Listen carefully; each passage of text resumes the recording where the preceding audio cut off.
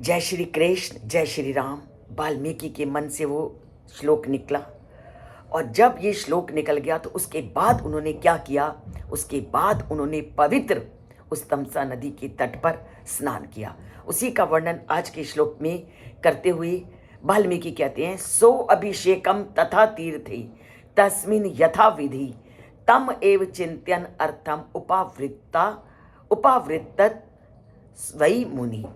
अब गए तो वो तमसा नदी के तट पर स्नान करने थे, पर स्नान के साथ साथ दृश्य पूरी तरह से बदल गया, क्योंकि क्रोंच पक्षी में से एक को एक शिकारी ने मार दिया।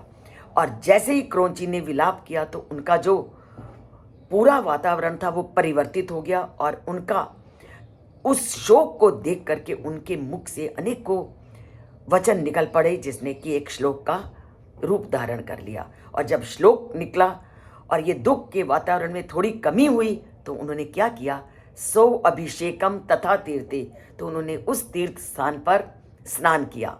जैसा एक मुनिगण या जैसे हम लोग उस तीर्थ स्थान पर जा करके जिस विधि से स्नान करते हैं, उन्होंने भी यथाविधि उस पर स्नान किया। और स्नान करते के बाद जब वो आश्रम की ओर लौट रहे थे तो तम एव चिंतयन, तो उनके मुख से जो वाणी निकली, अर्थात दुख और के वातावरण से उनके मन में से जो ये वचन निकले, वो रास्ते भर उन्हीं वचनों के बारे में सोचते रहे। तम एव चिंतयन अर्थम, अर्थात जो श्लोक दुख की परिस्थिति में उनके मन से निकला था, उस श्लोक की रचना के बारे में, वो श्लोक कैसे उनके मुख से निकला, वो पूरी तरह से उसी श्लोक के बारे में सोचते हुए उपावृत्त वही मुनि वो अपने आश्रम लौट आए।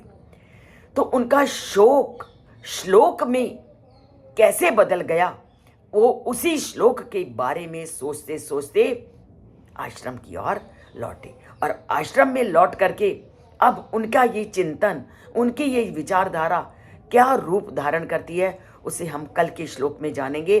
पर ये सभी तथ्यों को आप तभी जान पाओगे अगर चैनल से जुड़ोगे। सब्सक्राइब नहीं किया हुआ तो सब्सक्राइब कीजिए और रामायण की कथा से परिचित होजिए।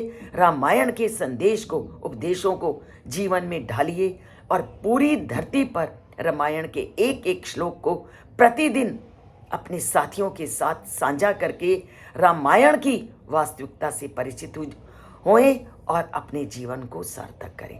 जुड़ते हैं चैनल से, सब्सक्राइब करते हैं, जन जन तक एक एक श्लोक को रोज पहुंचाते हैं और रामायण की वास्तविकता को जानते हैं।